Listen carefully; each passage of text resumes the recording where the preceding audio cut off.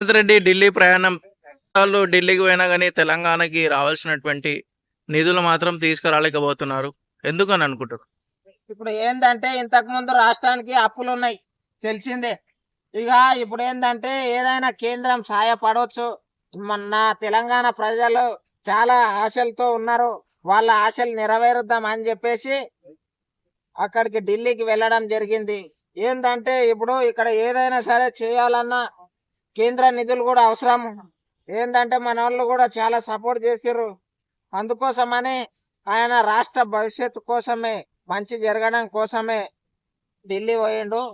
ఆయన ఆలోచనలు పొద్దుగాల లేస్తే ప్రజల మీదనే ఉంటది. ప్రజలు, నా రాష్ట్ర ప్రజలు ఎట్లా ఉన్నారు, నా రాష్ట్ర ప్రజలు వాళ్ళ బాగు కోసం ఏమి చేయాలనేది కొత్త కొత్త ఆలోచనలు, కొత్త కొత్త ఐడియాలు ఉంటాయి కానీ వేరే ఏముండవు. ఇప్పుడు మంత్రివర్గన విస్తరణ కూడా చేయాల్సినటువంటి అవసరము ప్రభుత్వానికి ఏర్పడింది.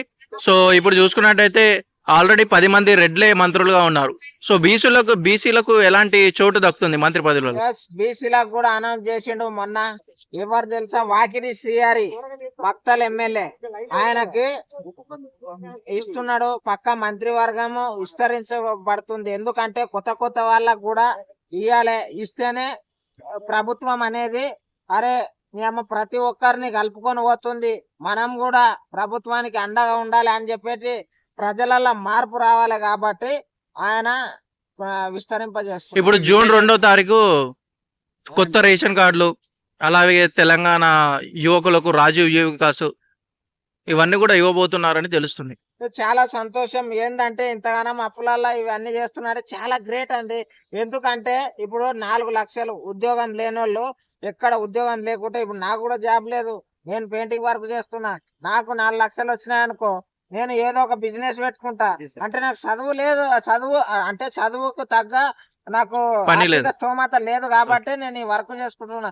అదే ఏదో ఒక బిజినెస్ పెట్టుకున్నానంటే ఎట్లుంటది? ఇప్పుడు బయటకు వెళ్ళి ఉత్తరప్రదేశ్ అక్కడికి వెళ్ళి ఇక్కడికి వెళ్ళి వచ్చి యూత్ అంతా ఇక్కడ ఏదో ఒక పని చేసుకుంటే, ఏదో కిల్లీలో లేకపోతే బీడో గటరనో అమ్ముకుంటారు. అలాంటిది ఇప్పుడు ఇక్కడ ఉన్న యువత ప్రతి ఒక్కరు ఏమిటంటే ప్రతి ఒక్కరు పని చేసి ఏదో ఒక బిజినెస్ పెట్టుకొని డెవలప్ కావాలి. నా యువత అనేది తెలంగాణలో ఇట్లా చేసుకొని బతుకుతున్నారని బయట రాష్ట్రాలని చెప్పుకోవాలని చెప్పేసి ఆయన ఈ విధంగా చేయడం జరిగింది. ప్రతి ఒక్క పథకం ఇంత సిచ్యువేషన్ లో కూడా ఒక్కొక్క పథకాన్ని ఇస్తున్నారంటే చాలా గ్రేట్. ఇంకోటి ఊర్లలో కూడా ఇండ్లు వచ్చినాయి, డబల్ బెడ్రూమ్ ఇండ్లు వచ్చినాయి. లేని వాళ్ళకి ప్రతి ఒక్కరికి ఇండ్లు ఇస్తున్న ప్రభుత్వము కేవలము ఇందిరమ్మ అంటే కాంగ్రెస్ ఒకప్పుడు ఇందిరమ్మ ఇచ్చింది, మళ్ళీ ఇప్పుడు ఇందిరమ్మనే ఇస్తుంది.